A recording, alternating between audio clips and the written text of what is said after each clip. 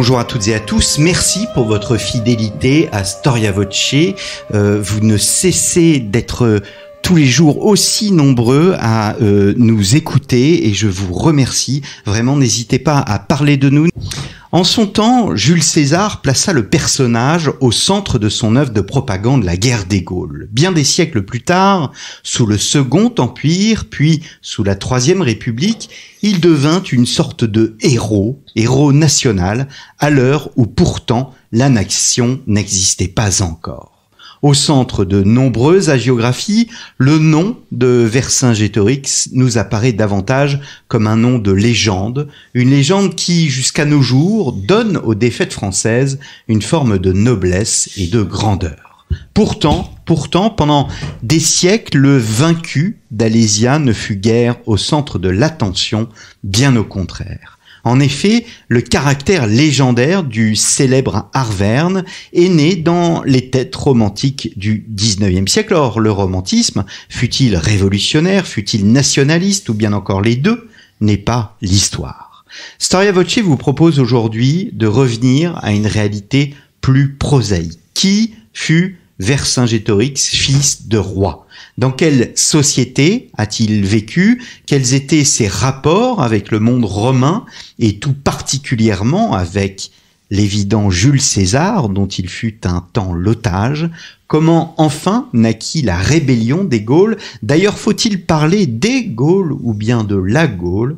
Autant de questions que je vais poser à Jean-Louis Bruno. Jean-Louis Bruno, bonjour. Bonjour. Merci d'avoir répondu à notre invitation. Vous êtes historien, directeur de recherche au CNRS, auteur de nombreux ouvrages, notamment un Alésia paru en 2012. Et avant, vous avez étudié les druides, dont vous parlez bien évidemment dans votre dernier ouvrage, Vercingétorix, paru dans la collection Biographie chez Gallimard.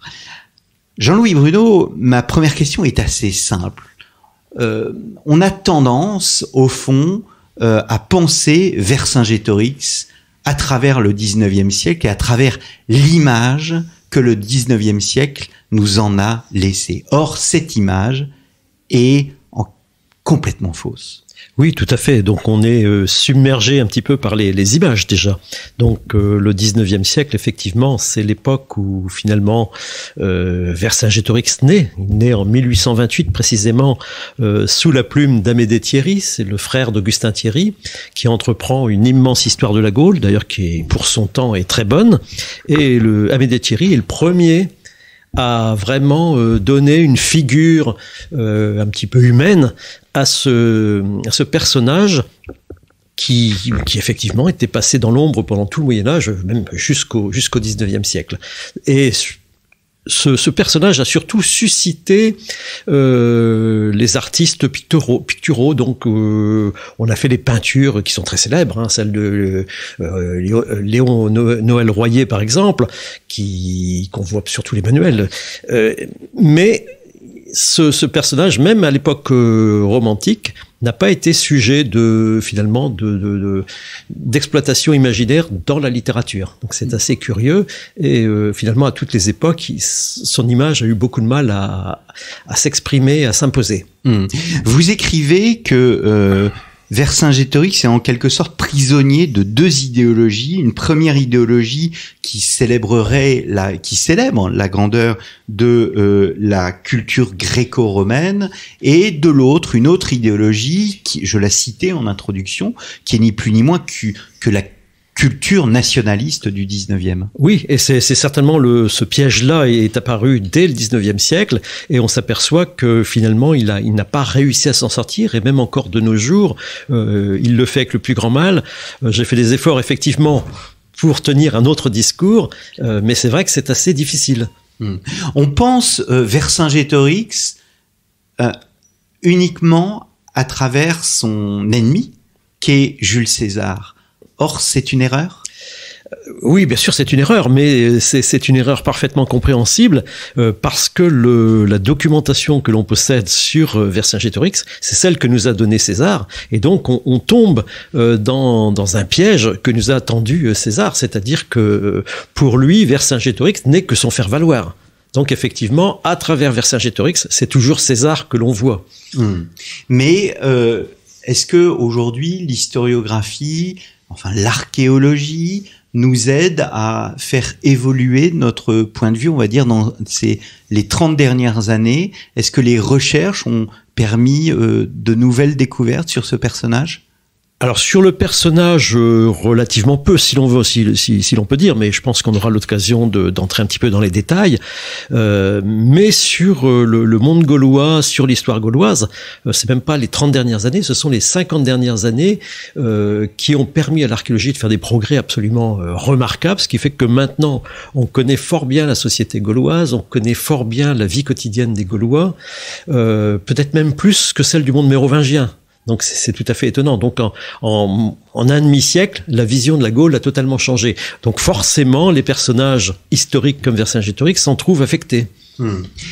Alors le prisme du 19e siècle pose la question de la nation. Est-ce qu'on peut aller un peu plus dans le détail en voyant cette réalité de ce qu'est la Gaule? D'ailleurs, peut-on parler de la Gaule, je posais la question, ou faut-il parler des Gaules ou bien des peuples gaulois? Alors là, ce sont des questions effectivement extrêmement complexes et qui dépendent un petit peu du point de vue où on se place. C'est-à-dire que pour les Romains, il existe plusieurs Gaules, tout simplement, puisque les Gaulois ont, à partir du 6e siècle avant Jésus-Christ et jusqu'au 2e siècle, occupé le nord de l'Italie, la Cisalpine. Pour les Romains, il y a tout d'abord une Cisalpine gauloise. Pour eux, la Gaule, c'est le nord d'Italie. Et il faut attendre pratiquement le 2e siècle pour qu'ils aient conscience d'une autre Gaule qui se trouve au nord des Alpes. Donc pour eux, il y a effectivement plusieurs Gaules. Et puis à l'époque de César et dans l'Empire, donc ce sont la Narbonnaise, donc la province, la Gaule dite Comata, donc la Gaule indépendante une fois qu'elle est romanisée, et plus la Cisalpine, tout ça fait 3 Gaules. Pour les Gaulois, il en va un petit peu autrement, c'est-à-dire que effectivement, il y a eu une période où il y a cette Cisalpine gauloise, mais qui est un peu une terre de colonie, et puis il y a une Gaule, donc ce qu'on appellerait la Transalpine, la Gaule que l'on connaît, à laquelle on pense un petit peu automatiquement. Celle-là, pour les Gaulois, existe comme une sorte de pays idéal. Donc ça, je pense qu'on peut peut-être développer si vous le souhaitez. Pays idéal, parce que c'est une construction spirituelle et politique, et notamment qui doit beaucoup aux druides. Donc les druides se sont étendus uniquement dans la Gaule, et leur mode de fonctionnement, c'est-à-dire qu'ils obéissaient à un chef unique de tous les Gaulois, de tous les peuples de la Gaule, qui se réunissaient tous les ans, ils ont communiqué ce modèle au peuple gaulois. Et donc, ils ont très tôt dessiné un petit peu arbitrairement avec ce qu'on appelle les frontières naturelles, c'est-à-dire les montagnes, les océans et le Rhin. Ils ont dessiné une Gaule qui est relativement géométrique, c'est courant de le dire, dans lequel ils ont déterminé un centre géométrique qui se trouve près d'Orléans, qui est considéré comme un omphalos, qui est l'ombilic de la Gaule, quelque chose de sacré, en quelque sorte le cœur de la Gaule. Donc, c'est surtout une vision spirituelle qui est devenue de plus en plus politique, puisque le modèle de ces réunions des druides, qui répondaient à des nécessités théologiques, notamment philosophiques, puis judiciaires, s'est étendu à la politique, et très tôt, à partir probablement de la fin du 5e siècle avant Jésus-Christ, 4e siècle, s'est instauré une institution très importante qui est le Conseil de toute la Gaule, c'est-à-dire que ces peuples gaulois, dont on pourra reparler aussi, envoient des délégués à ce Conseil, et ces délégués nomment un patron parmi ces cités, qui a en quelque sorte une sorte de leadership, un rôle de guide.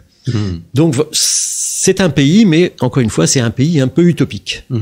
Alors c'est un pays utopique, mais tous ces peuples, ils ont des liens, vous l'avez montré, des liens politiques. Est-ce que se créent des réseaux d'alliances, de contre-alliances? Oui, tout à fait, parce que les Gaulois en général, pas seulement les peuples, les Gaulois, avec toutes les déclinaisons qu'on peut donner à ce mot, fonctionnent avec le système de la clientèle, qui existe aussi à Rome, puisqu'il y a les patrons, il y a les clients, mais là, c'est étendu aux cités, c'est étendu aux villes, c'est étendu au peuple.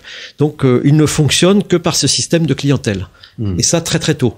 Et donc, effectivement, il y a des réseaux qui se forment, et puis il y a aussi des confédérations, et des confédérations qui ont des origines souvent commerciales.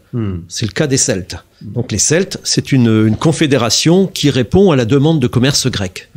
Alors c'est ce qu'il y a d'étonnant et ce qu'on découvre dans votre livre, et j'imagine que ce qu'on découvre aussi à travers votre livre Les druides des philosophes chez les barbares, c'est on voit le monde gaulois comme un monde un peu de barbares par rapport à la civilisation grecque, par rapport à la civilisation romaine. Or, c'est un monde qui est évolué à la fois sur le plan de la religion, sur le plan de la politique et sur le plan même économique.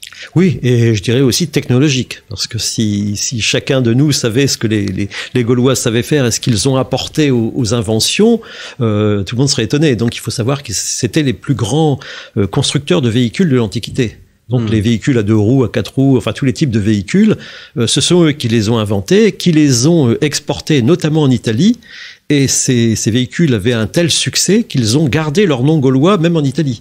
Par exemple, ou les vêtements, par exemple les pantalons, les chemises à manches, la capuche, etc. Donc ce sont des inventions, et puis toutes les inventions qui tournent autour des métiers des métaux, notamment la forge, tout le travail du fer et du bronze, où ils ont obtenu des résultats absolument extraordinaires. Ce qu'il y a d'étonnant, mais peut-être que je me trompe, peut-être que vous allez me corriger, c'est que le monde druide, le monde de la religion est à la fois un monde lié à la préservation d'une culture. Ce que vous dites, les druides étaient les maîtres d'œuvre de ce perpétuel travail mémoriel. La culture à nul autre pareil qu'ils enseignaient aux Gaulois, séparer ces derniers de leurs voisins plus radicalement que toute frontière. Donc il y a l'élément culturel qui est très important, mais en même temps, ce monde religieux veut inscrire les peuples gaulois dans un avenir.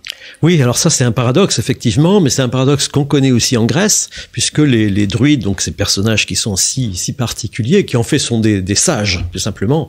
Donc, et quand on dit sages, ce sont des savants et des théologiens, et des justiciers, des hommes de justice aussi, sont très proches de Pythagore et de ses disciples.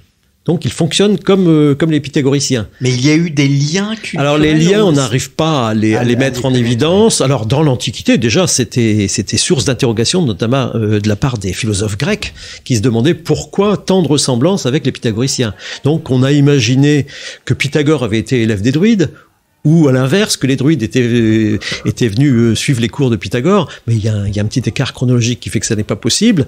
En revanche, les Gaulois ont pu rencontrer en Italie des disciples de la première ou de la seconde génération de Pythagore. Et donc, pour être plus explicite, ces pythagoriciens fonctionnaient un petit peu en une caste fermée comme les druides, et surtout prônaient l'interdiction de l'écriture. Donc, c'était une conception très élitiste du savoir qui ne devait pas être divulguée parce que c'était une forme de pouvoir. Et puis parce que ça donnait des possibilités intellectuelles absolument extraordinaires par le jeu de la mémoire. Donc on revient à ce que vous évoquiez tout à l'heure, oui. Cet entretien de la mémoire sous toutes ses formes, effectivement. Mais en même temps, ces druides, curieusement, étaient extrêmement ouverts, et notamment ouverts sur le monde grec. Ils ont très vite acquis la langue grecque, qu'ils étaient capables de parler. Ils ont acquis l'usage de l'écriture grecque qu'ils n'ont pas utilisé pour écrire des textes, mais qu'ils ont utilisé pour compter, pour faire des annotations scientifiques.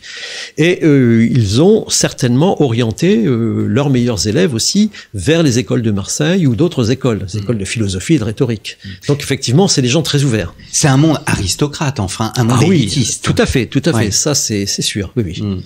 Et on ne peut comprendre Vercingétorix, donc sans avoir cet éclairage. Ah, bien sûr, parce que lui, c'est le pur produit de ce monde aristocratique. Il est le descendant d'une lignée aristocratique arverne, donc le peuple qui correspond à l'Auvergne actuellement, avec des ancêtres très célèbres, notamment Luerne ou Bituite, et qui devaient être ses ancêtres, et son père, Celtilos, qui était un très grand homme politique qui a réussi à avoir le commandement de toute la Gaule.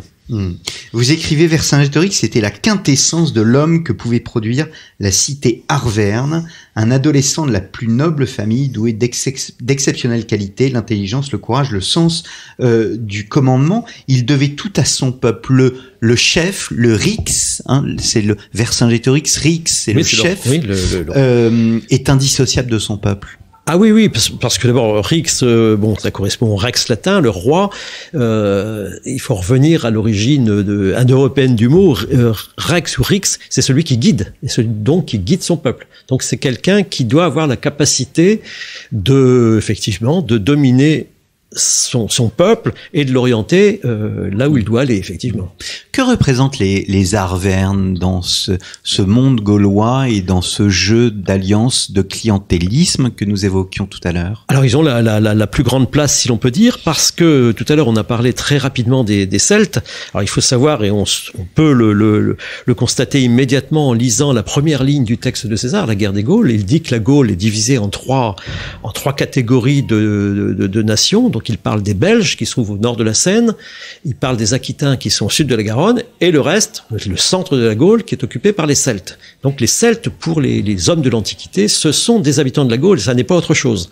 Et j'ai pu montrer dans un autre ouvrage que ces Celtes se sont en fait une sorte de confédération qui s'est formée très tôt, donc au VIe siècle avant Jésus-Christ, quand les Phocéens, donc les Grecs de Ionie, de Turquie, sont venus en Gaule pour chercher de l'étain notamment, et on fait appel aux autochtones, parce que les Grecs ne sont pas des voyageurs, ne sont pas des aventuriers sur terre, et en plus ne parlent pas les langues étrangères. Donc ils avaient besoin de relais, et donc ils ont demandé à ces peuples de s'organiser, en leur donnant les moyens de le faire, des moyens notamment diplomatiques, commerciaux, monétaires, etc. Et ces peuples, évidemment, se sont tout de suite transformés. Ils n'étaient plus les mêmes, et surtout ils ont été capables de se réunir à un grand nombre sur un très grand territoire, et donc ce sont ça les Celtes. Et là justement les Arvernes, pour revenir à votre question, occupent une place centrale parce qu'ils sont en quelque sorte au sommet de la pyramide. Ils sont sur ce massif montagneux de l'Auvergne qui domine tout le territoire des Celtes, et notamment qui domine le Languedoc, et qui domine aussi les voies commerciales importantes, notamment celles qui passent par le Rhône ou par la Garonne. Donc ils sont vraiment en position dominante.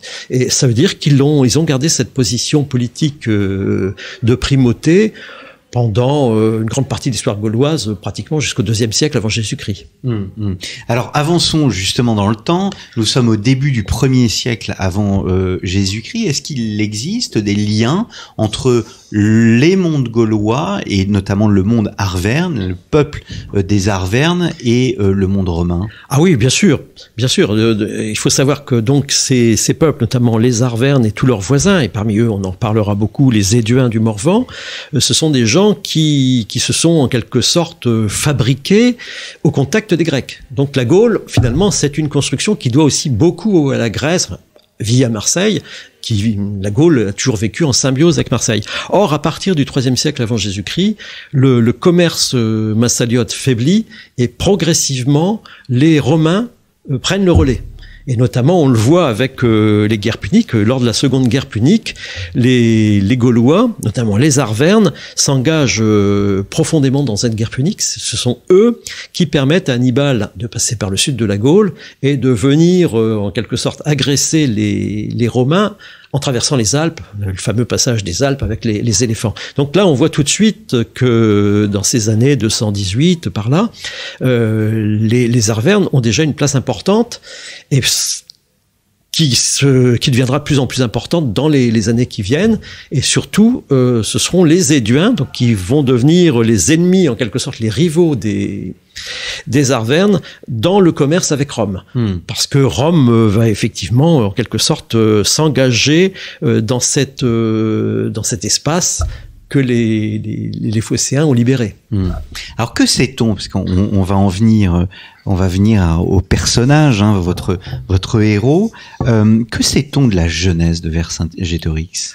Très peu de choses. Enfin, très peu de choses et à la fois beaucoup. C'est-à-dire que on sait ce que le peu que César nous en dit, et il nous dit qu'il est le fils de Celtilos, donc ce grand chef arverne qui a eu le patronat lors de ce conseil de toute la Gaule. Il a eu le patronat de toute la Gaule, et c'est son peuple, les Arvernes, l'ont soupçonné, donc Celtilos, de vouloir accéder à la tyrannie. Or ça, c'était le plus grand crime qui se puisse imaginer chez les Gaulois. Donc les Gaulois avaient une peur terrible de la tyrannie, et tout leur système politique était construit de façon à l'éviter. Donc notamment, toutes les magistratures étaient des magistratures annuelles, avec tout un tas de contraintes qui faisaient que normalement la tyrannie était très très difficile à imposer. Et donc ils ont soupçonné ce Celtilos de vouloir prendre le pouvoir chez eux de façon tyrannique.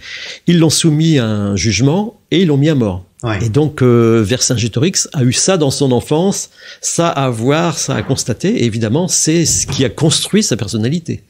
Mais ce n'est pas parce que son père a été mis à mort que il n'a pas lui-même, enfin on mettrait en quelque sorte fin à son destin royal. Ah non, pas du tout, parce que non, ça on a d'autres exemples de situations un petit peu semblables, c'est-à-dire que la famille n'est pas punie pour les crimes réels ou supposés du père. Ouais. Voilà. Donc pour la famille de Vercingétorix, ça n'a rien changé, et effectivement César nous le dit très rapidement. Vercingétorix a récupéré tous les biens, toute la clientèle de son père, et il s'est retrouvé à la tête d'une masse de gens qui étaient prêts à l'aider, à former une armée, etc. Un homme riche? Oui, évidemment, tous ces gens-là sont des gens extrêmement riches, hein, ça c'est sûr. Donc, en fait, c'est un homme jeune qu'on destine à devenir roi. Il y avait, même si on luttait contre l'idée de tyrannie, il y avait une sorte de transmission, un peu comme une forme de future loi salique dans le monde gaulois. Non, pas exactement, parce que effectivement, il y a aucune hérédité, mais on prépare effectivement, et ne serait-ce que le nom. On prépare le jeune à devenir chef. Voilà. Et ne serait-ce que son nom, donc Vercingétorix, ça veut dire le roi des grands guerriers. C'est un nom qui évoque effectivement la royauté. Alors la royauté, elle, n'est pas jugée négativement par les Gaulois, parce qu'encore une fois, c'est quelque chose qui est institutionnel, qui est électif. La royauté, c'est une royauté élective et qui n'est pas définitive, qui n'est pas pérenne. C'est une royauté temporaire. Alors comment Vercingétorix devient Vercingétorix? Comment à un moment donné ces hommes vont se rassembler afin de faire face à ce qu'on qualifierait de menace romaine? Ah, là c'est complexe. Bon, comment il est devenu Vercingétorix? Déjà par son enfance, par son éducation. Donc là, on ne peut s'en tenir qu'aux généralités, c'est-à-dire qu'il a eu une éducation intellectuelle avec les druides, une éducation militaire, guerrière, parce que c'était la destinée des nobles. Et puis cette préparation politique, comme on vient de le dire, on l'a préparé à ce qu'il puisse remplacer un jour son père.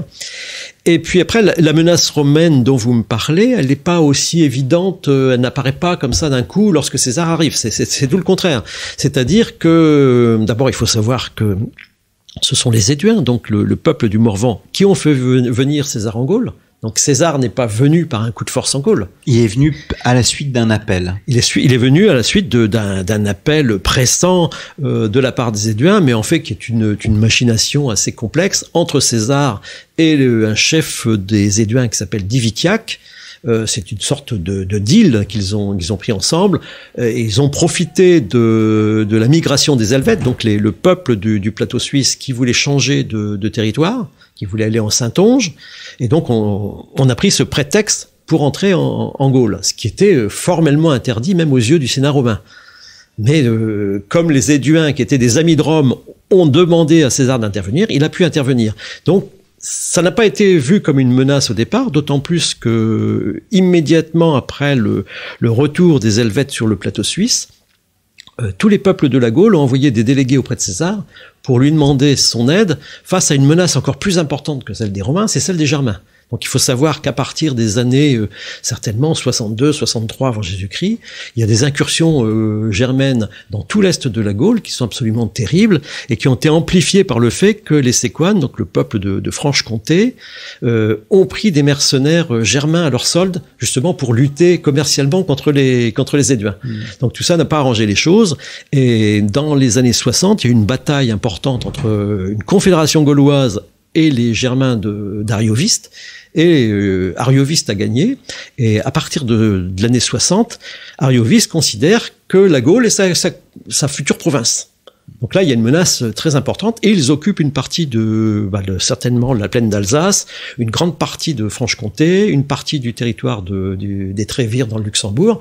Donc il y a une grande menace. Et donc les Gaulois demandent à César de les aider. Parce que les Gaulois ne sont pas capables de se défendre eux-mêmes, parce que Rome bénéficie déjà d'une forme de rayonnement et j'allais dire, est connu comme ayant la force et la capacité.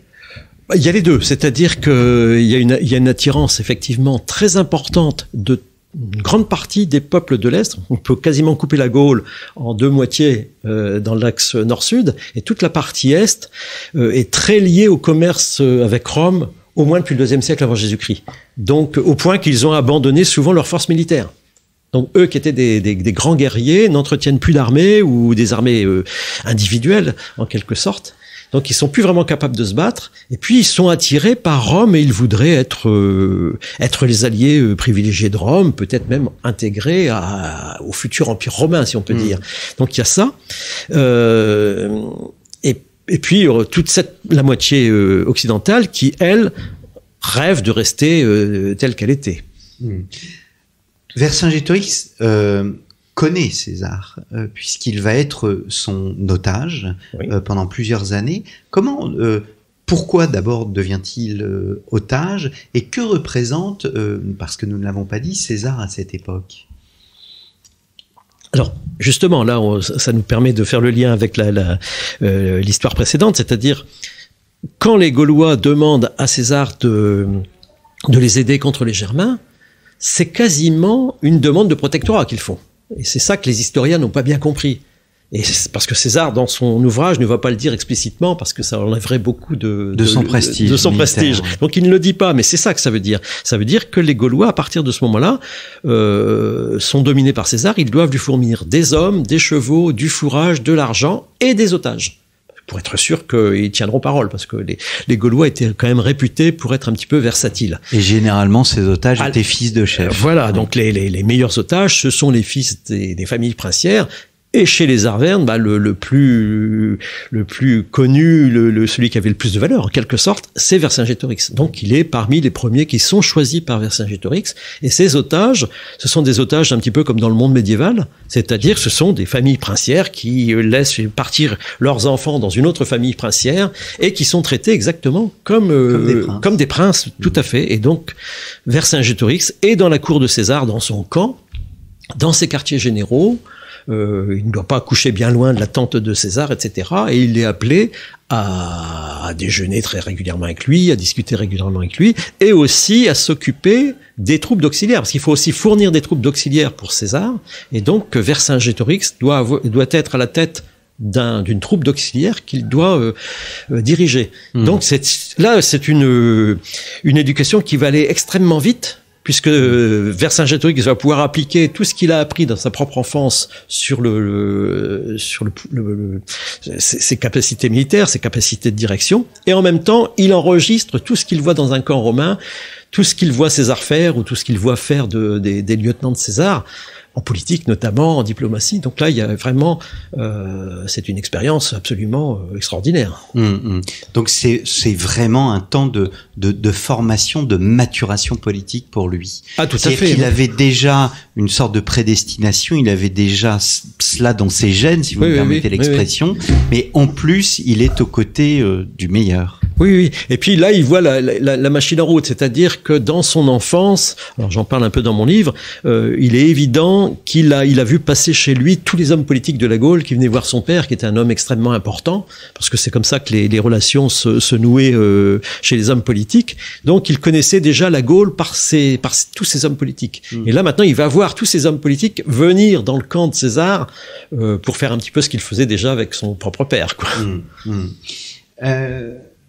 Il y a un lien filial ou amical entre César et Vercingétorix? Il y a un lien amical qui est très fort, qui est un lien institutionnel à Rome. Notamment, on parle d'amitié et d'hospitalité. C'est-à-dire que l'hospitalité, ça veut dire que l'un et l'autre peuvent aller chez leur père, s'y installer comme s'ils étaient chez eux. Oui. Donc c'est un lien très fort, effectivement. Oui. Alors, il quitte son statut d'otage. Comment d'abord quitte-t-il son statut d'otage? Comment revient-il dans son pays? Et surtout, après avoir noué tant de liens avec le pouvoir romain, comment se fait-il qu'il décide d'emprunter une voie finalement opposée à celle d'une paix, et d'une paix, si je vous écoute bien depuis le début, qui pourtant était prônée chez les druides, qui recherchaient à sortir ces peuplades, j'allais dire, de la violence. Oui, tout à fait. Déjà, il est certainement resté environ 3 ans. Alors, c'est très difficile de donner une durée précise auprès de César. Et il devait naturellement retourner chez lui, comme tous les otages, parce que César considérait que la période d'otage était aussi une formation du Gaulois pour qu'il se romanise en quelque sorte, qu'il se prépare à prendre le pouvoir chez lui, mais dans la perspective d'une alliance avec Rome. Donc, lorsque César a pensé que Vercingétorix était mûr, il l'a relâché. Vercingétorix est rentré chez lui et il a essayé de prendre une place politique, celle que César lui avait promise en quelque sorte. Alors là, pour comprendre ce qui se passe, la réaction de Vercingétorix, c'est pas une réaction individuelle, c'est la réaction que vont avoir tous les nobles gaulois et plus particulièrement les jeunes, parce qu'il faut comprendre que lorsque en 57 César a repoussé les Germains au-delà du Rhin, la menace a disparu. César passe des traités d'amitié avec tous les peuples gaulois, et il n'y a plus de guerre pratiquement.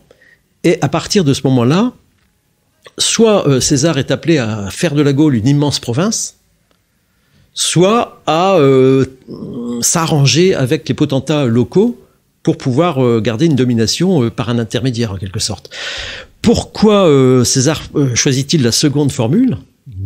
Il ne la désigne pas province, c'est pour des raisons personnelles, des raisons politiques propres, c'est-à-dire qu'il veut garder le proconsulat de la Gaule le plus longtemps possible, de façon à bénéficier des légions qu'il a sous la main, de bénéficier de l'argent que lui rapportent les peuples gaulois, tout ça pour préparer la lutte contre Pompée. Ça veut dire qu'il faut qu'il fasse des promesses aux chefs gaulois, en leur disant qu'ils auront le pouvoir, qu'ils le garderont, etc., pour que ces gens-là continuent à lui payer un tribut qui est extrêmement lourd, et qu'en même temps, ils calment la plèbe dans chacune des cités. Alors, tout ça dure 3-4 ans, et au bout de 3-4 ans, il y a des révoltes qui se manifestent un petit peu partout, et c'est le cas aussi chez les Arvernes. Et souvent, ce sont les jeunes nobles qui sont les premiers à secouer le joug, parce que ils s'aperçoivent que finalement leur avenir est éteint en quelque sorte. Et donc, Vercingétorix va prendre le sens de la révolte qui souffle un petit peu partout en Gaule, et notamment dans le centre de la Gaule. Alors, pour briser un peu les mythes, les idées reçues, est-ce que comment qualifier cette opposition entre le monde romain et le monde gaulois? Ce ne sont pas deux civilisations distinctes. On ne va pas parler de nation à l'époque où le nationalisme, enfin la nation n'existe pas. Non, il n'y a pas de nation. D'ailleurs, ce sont du vocabulaire qui n'existe pas dans le monde antique. Non, il y a des peuples. Donc on a parlé de peuples, on a parlé d'Arvernes, de Éduins, etc. Alors, il faut savoir que ces peuples, c'est à la fois une identité d'une population et d'un territoire. Et ces peuples, César les appelle des civitates, donc des cités. Alors c'est un terme, enfin la traduction, notamment la traduction française, qui longtemps a déplu aux historiens français qui ne voulaient pas utiliser le mot, qui paraissait trop civilisé en quelque sorte. Mais en réalité, quand César emploie ce mot-là, c'est un sens très précis. Ça veut dire qu'il considère que ces peuples sont dominés par des gens qui sont des citoyens et qu'ils ont un fonctionnement de type démocratique. Alors, je peux vous en dire quelques mots parce que ça peut être intéressant. Effectivement, les citoyens existent chez tous les peuples gaulois, sont des gens qui paient l'impôt, donc il y a des impôts, et qui ont une obligation militaire. Et ils ont un fonctionnement politique avec des élections qui leur permet d'élire des députés, notamment dans une assemblée civique. Et il y a aussi une assemblée sénatoriale, comme chez les Romains, qui sont plutôt des patriciens qui ont des terres, etc., et qui, en vertu des possessions terriennes, siègent dans cette assemblée.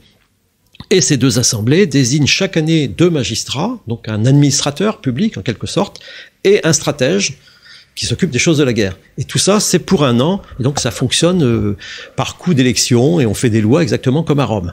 Donc effectivement, c'est un système qui est très proche de Rome. Effectivement, là, on peut pas dire qu'il y ait une grande différence. Ce qui est plutôt différent, qui différencie les Gaulois des Romains, c'est plutôt dans la spiritualité. C'est-à-dire que les Romains sont extrêmement pragmatiques. Pour eux, tout se passe dans la vie, en quelque sorte. Donc, on fait des monuments, on a des maisons qui sont en dur, qui sont maçonnées, etc. Alors que pour les Gaulois, qui, eux, croient à la métempsychose, le passage sur Terre, c'est vraiment quelque chose de transitoire. Donc, ils ne cherchent pas à faire des maisons luxueuses, ils ne cherchent pas à faire des maisons qui seront pérennes, ils ne cherchent pas à laisser des monuments. Donc là, la conception est quand même sensiblement différente. Alors, revenons à l'opposition politique qui deviendra une opposition militaire. C'est l'année 53 qui constitue un moment de rupture, 53 avant Jésus-Christ. Oui, parce que là, en quelque sorte, ce sont les premières grandes révoltes, notamment chez les Carnutes. Et là, finalement, pour des raisons, encore une fois, tout à fait personnelles et tout à fait de politique romaine, César fait des erreurs. Donc il perd un petit peu les pédales, si on peut dire, et il réagit très, très violemment à des révoltes chez les Carnutes, en tuant notamment le responsable de cette révolte, mais après un jugement où les Gaulois participaient, puisque César reprend à son compte le conseil de toute la Gaule qu'il dirige, et il fait voter par les Gaulois eux-mêmes, par les représentants des cités gauloises, la condamnation de ce personnage qui s'appelle Acco. Ils y sont contraints, et en plus, il est exécuté sous leurs yeux. Ce qui est vraiment pour eux une infamie considérable. Et ça va effectivement retourner les Gaulois en faveur de la révolte. Donc, en fait, vers Vercingétorix, est-ce qu'on peut dire que c'est lui qui évolue sur le plan intellectuel, ou au fond il y a un nouveau contexte où non pas la violence romaine, mais la volonté de domination romaine l'a amené à évoluer? Je crois qu'il y a les deux. Je crois que effectivement les circonstances, les événements, le changement un petit peu politique de César l'amène à lui-même changer, mais c'est aussi parce qu'il est extrêmement intelligent et qu'il se rend compte de toute façon que il n'y a pas d'avenir pour les aristocrates gaulois d'une administration intermédiaire entre César et lui. Ça ne peut pas fonctionner, il le sent. Et donc, il choisit effectivement la voie totalement opposée, la révolte. Donc, il est porté, il devient roi des insurgés. Oui, et alors ce qui est étonnant, et ça justement César malheureusement nous dit très peu de choses là-dessus, on a du mal d'ailleurs à comprendre comment les choses se font, parce qu'il semblerait que la révolte un petit peu d'une grande ampleur, qui concerne plusieurs peuples, notamment les Carnutes, les Bituriges, enfin tous les peuples du centre de la Gaule, ait commencé avant que lui-même ait joué son jeu. Et il semblerait qu'il l'a senti, il en a pris la direction alors que cette révolte avait déjà commencé. Donc il y a quand même un sens de la propos tout à fait étonnant. Ce qu'il y a d'étonnant aussi, c'est de voir ce personnage qui est exceptionnel. C'est vrai qu'on a une image de lui qui est liée à cet échec, l'échec d'Alésia, puis sa mort à Rome.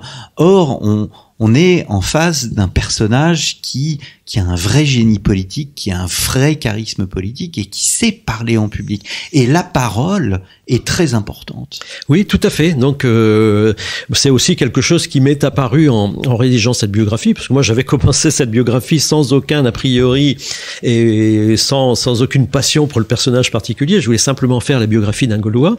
Et donc, ce personnage s'est un petit peu révélé à moi. Et effectivement, ce qu'il ressort de tout ça, c'est que c'est un chef politique absolument étonnant, un chef militaire aussi absolument incroyable. Parce que pendant toute l'année 52, c'est lui qui domine César, c'est lui qui promène César dans toute la Gaule, et c'est lui le maître du jeu.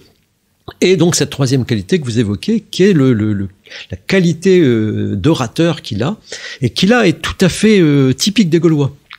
Les Gaulois sont des grands orateurs parce que justement ils ne pratiquent pas l'écriture. Donc effectivement, ils sont très forts en art oratoire. Souvent, ils ont été fréquentés les écoles de Marseille, comme je l'ai dit tout à l'heure, des écoles de rhétorique. Et même après, dans l'Empire, ce seront les meilleurs juristes, les meilleurs avocats, les meilleurs orateurs de l'Empire romain. Donc César, Vercingétorix, c'est tout à fait à l'image de ces Gaulois maîtres de la parole, en quelque sorte. Est-ce que c'est... Alors, certes, il mène la danse, si vous me permettez cette expression, en 52, mais est-ce qu'il se berce d'illusions? Est-ce que la machine romaine est d'ailleurs une machine et que la messe est en quelque sorte dite? Ah non, la messe n'est pas dite. Non, la messe n'est pas dite. Justement, quand on voit les difficultés de César dans l'année 52, il faut savoir que César ne peut plus circuler que dans la moitié orientale de la Gaule. Il est contraint à rester chez ses alliés, c'est-à-dire chez les Éduins, chez les Séquanes, etc. Mais il ne peut plus aller dans l'ouest de la Gaule. Donc, je pense que pour Vercingétorix, c'était assez rassurant de savoir qu'il contraignait César à ne demeurer que sur une moitié de la Gaule. Par ailleurs, cette année 52, c'est celle aussi de la grande confédération des peuples qui vont former cette armée qui viendra à Alésia le soutenir. Et normalement, cette armée qui était de plus de 300 000 hommes était amplement suffisante pour contrecarrer les légions qui étaient 65 000 hommes tout au plus. Et alors précisément, qu'est-ce qui n'a pas fonctionné? Est-ce que ces hommes étaient si uniques cela? Est-ce qu'il n'y avait pas des divisions entre eux? Ah oui, ça, les divisions ont toujours existé, et il y en a une qui était effectivement très importante, c'est l'opposition entre les Éduins et les autres, parmi lesquels se trouvent les Arvernes, et certainement un jeu très très trouble des Éduins, qui, bien qu'ils se soient ralliés à la Confédération contre César, ont toujours finalement traité avec lui et ils ont agi en sous-main, et donc cette armée de secours n'a pas joué le jeu qu'elle aurait dû jouer.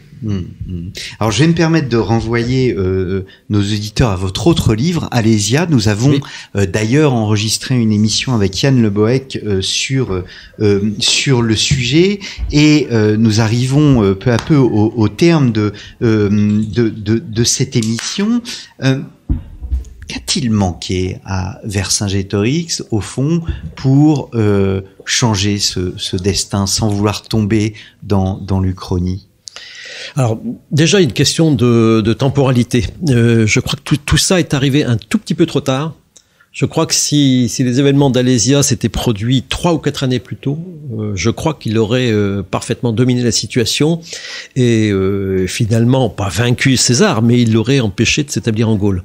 Mais les 3 ou 4 années ont quand même suffi pour que la Gaule se retourne complètement et soit définitive. Ce qu'il ne faut pas oublier, c'est que César était un grand administrateur, lui.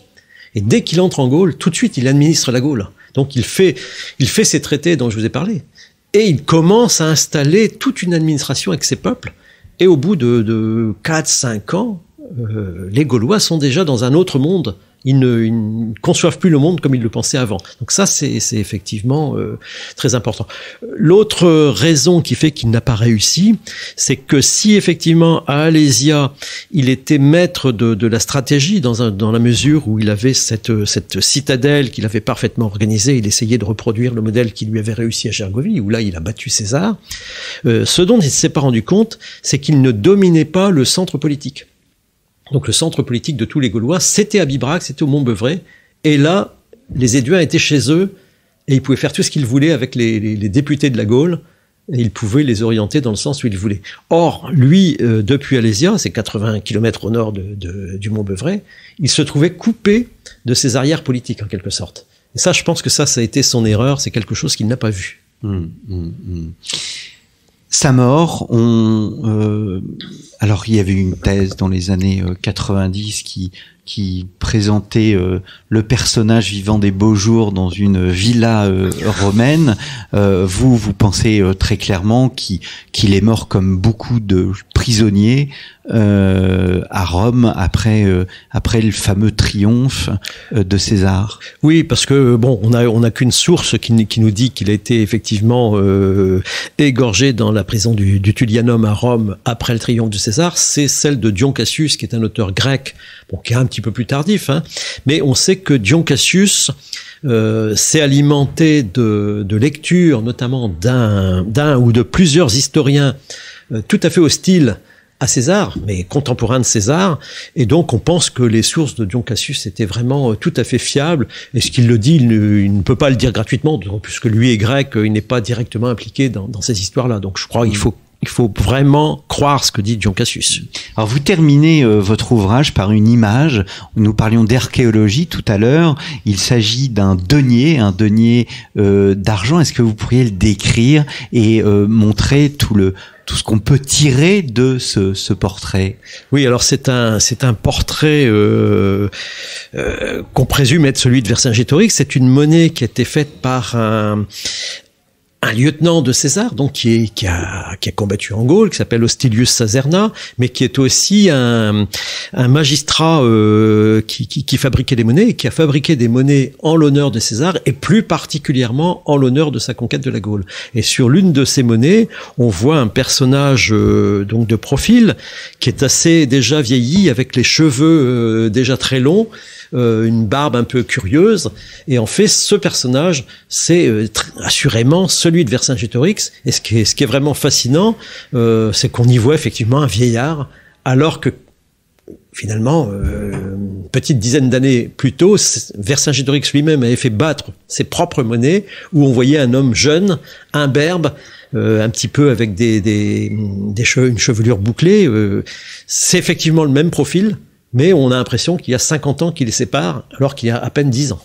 Eh bien, merci beaucoup Jean-Louis Bruno pour cet éclairage, ce très bel éclairage sur ce personnage, donc Vercingétorix. Je renvoie nos auditeurs à votre ouvrage, donc paru aux éditions Gallimard dans la collection Biographie. Je vous prie de m'excuser aussi pour les petits bruits et autres sons que vous avez pu entendre derrière. Les conditions n'étaient pas optimum, mais ce n'est pas grave, nous ferons mieux la semaine prochaine, et je vous donne d'ailleurs précisément rendez-vous non pas la semaine prochaine, puisque les vacances approchent et Storia Voce prend des vacances. Nous nous retrouverons donc à la fin du mois d'août. Merci beaucoup et à très bientôt pour un nouveau numéro des Grands Entretiens.